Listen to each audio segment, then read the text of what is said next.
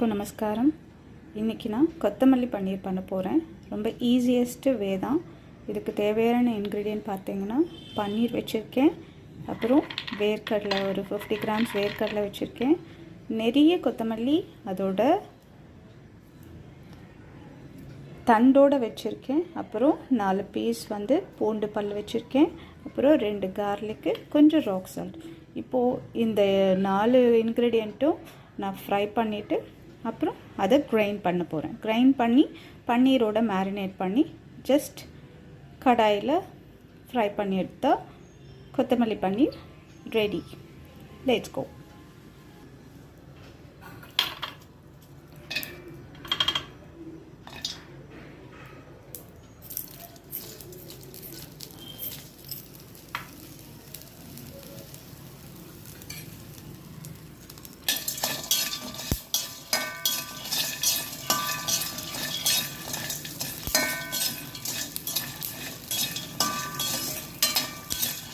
இப்போ இதை அடுத்து இதை நான் அப்படியே மிக்ஸி ஜாரில் ட்ரான்ஸ்ஃபர் பண்ணிவிட்டு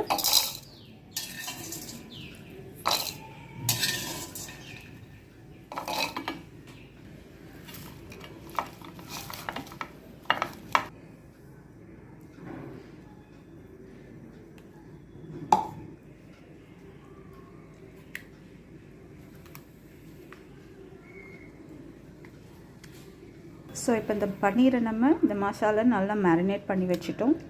வச்சதுக்கப்புறம் ஒரு 5 to 10 மினிட்ஸ் அப்படியே வச்சுட்டு அப்புறம் நம்ம தவாவில் ஷாலோ ஃப்ரை பண்ண போகிறோம்.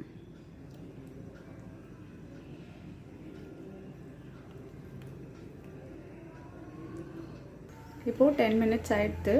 இப்போ நம்ம தவா வச்சுருக்கோம், அதில் நான் கொஞ்சமாக பட்டர் ஆட் பண்ணிக்கிறேன். பட்டர் ஆட் பண்ணிவிட்டு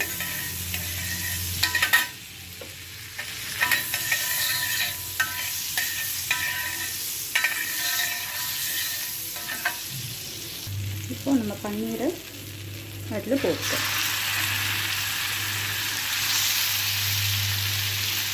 நீங்கள் பட்டர் வேண்டாம், அந்த டேஸ்ட் பிடிக்காதுன்னு நினைக்கிறவ ஆயில் கூட ஆட் பண்ணிக்கலாம்.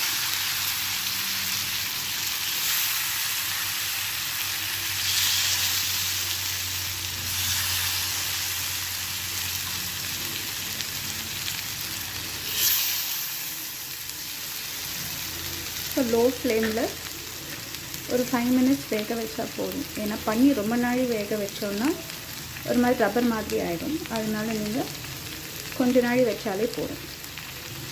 And your tasty paneer is ready.